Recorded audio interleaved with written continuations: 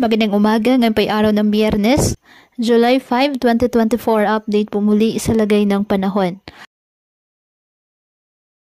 Ayon sa Pag-asa, Intertropical Convergence Zone or ITCZ nakakaapekto pa rin sa Mindanao at Palawan, habang apektado ng easterlies ang eastern section ng Luzon at Visayas.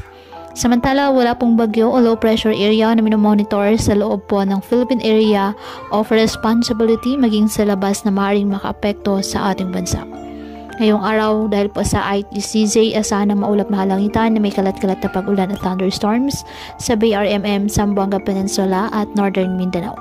Ang Aurora, Quezon, Camarines Norte, Eastern Samar at Southern Leyte, asahan ng maulap na kalangitan na may kalat-kalat na pag-ulan at thunderstorms dahil po sa easterlies. Apektado naman ng ITCZ ang Palawan at nalalabing bahagi ng Mindanao. Ang Cagayan Valley, nalalabing bahagi ng Bicol Region at nalalabing bahagi ng Eastern Visayas, bahagyang maulap hanggang sa maulap na kalangitan with isolated rain showers or thunderstorms dahil po sa easterlies.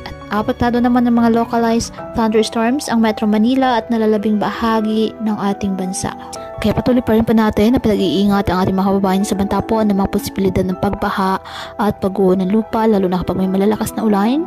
At ugaliin po na magdala palagi ng payong o kahit anong panangga sa ulan sa tuwing lalabas po ng ating mga tahanan. At yan po muna ang update sa lagay ng panahon ngayong araw. Muli patuloy po tayo na mag-ingat at palaging tandaan, God loves you. Stay safe and God bless.